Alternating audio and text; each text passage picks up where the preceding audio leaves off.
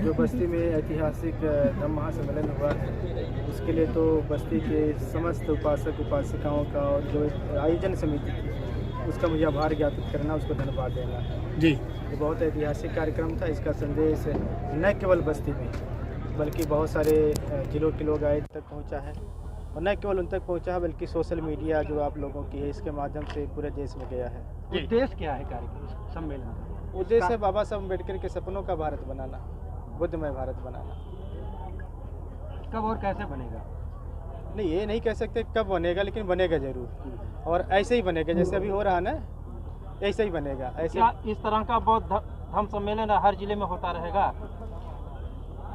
बहुत सारे जिलों में चल रहे हैं, बहुत सारे देश में हो रहे हैं, लेकिन हम लोगों की अपनी भी रणनीति है और हम लोग अपने रणनीति पे काम कर रहे हैं, और उस रणनीति के तहत हमारी यात्राएं होती है, हम लोग सम्मेलन होते हैं, जैसे बहुत सारे संगठन के लोग कर रहे हैं, हम लोग भी उसको योगदान कर रहे हैं, उस कड़ी को मजबूत कर रहे हैं।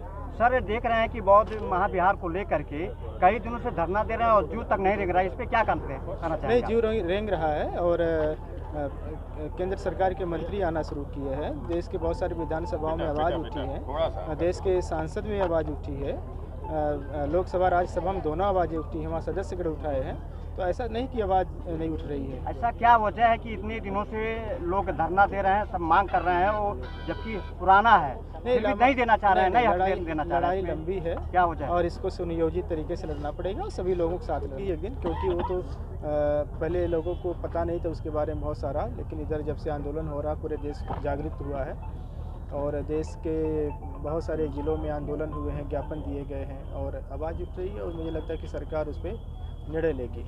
ऐसा नहीं कह सकते बौद्ध धर्म लाया नहीं जा रहा है, बाबा साहब सन 56 में दीक्षा लेकर गए, और लगातार तब से काम हो रहा है जी। और जो लोग अन्य जो भी रिलीजन है, जो जहाँ प्रताड़ित हुआ ये समाज, जब बुद्ध धर्म के शरण में आया है तो उसका पूरा दिन बदल गया है जी।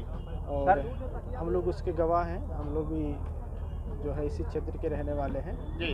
और जब से पाखंडवाद छूटा है तब से कह नहीं सकते कितना सुख आया है जीवन में। सर, जिस तरह से काफ़ी संख्या में उपासक उपासिकाएं इस कार्यक्रम में बढ़ चढ़ करके हिस्सा लिया, और जो आयोजक जो सहयोगी थे उनको क्या कहना चाहेंगे? मैंने पहले भी कहा कि ये बड़ा कार्यक्रम है, बड़ा काम है, और इसके लिए लोगों ने बहुत ज़्यादा परिश्रम किया है।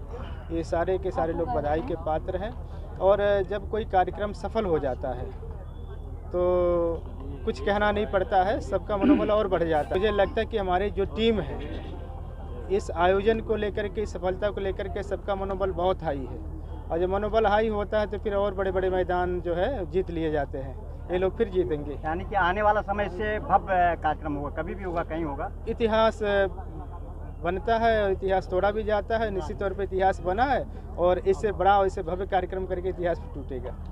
सर, ये जो समिति है मुझे ज्ञात है, चूंकि मैं यही कराने वाला हूँ, अनवरत लगभग 2 महीने से काम कर रहा था, तब जाके इतना बड़ा कार्यक्रम हो पाया है। बहुत सारे निगेटिव्स आते हैं, जब ये लोग तैयारियां कर रहे थे उस दौरान बहुत सारे लोग बहुत सारी बातें कर रहे थे, वरना ये कार्यक्रम शायद और बड़ा हो सकता था। तो क्या उस समिति के लिए क्या कहना चाहेंगे कि कैसे वो करे, जो निगेटिव है उसको कैसे रोका जाए? नहीं, देखिए, हम लोग निगेटिव विगेटिव पे विश्वास नहीं करते, हम लोग दृढ़ इच्छा शक्ति वाले लोग हैं, और उतार चढ़ाव आता रहता है, विचारधारा की लड़ाई है, और चूंकि बड़ी टीम रहती है तो बड़ी टीम में सबको साथ लेकर चला जाता है, और सबके साथ जब सबको साथ लेकर चला जाता है तो जब इस तरह के कार्यक्रम पहले नहीं हुए होते हैं तो बहुत सारे शंका समाधान लोगों के दिमाग में आते हैं, तो उसको उसको नेगेटिविटी नहीं कहा जाए। और चूँकि लोकतांत्रिक व्यवस्था है और हमारे सब लोग उसको साथ लेकर के चलते हैं, तो बहुत सारे लोग अपने अपने विचार देते हैं, फिर उस पर लोग आगे बढ़ते हैं, और नेगेटिविटी तो बिल्कुल नहीं थी, और होती तो फिर इतना बड़ा कार्यक्रम कैसे होता है। यस।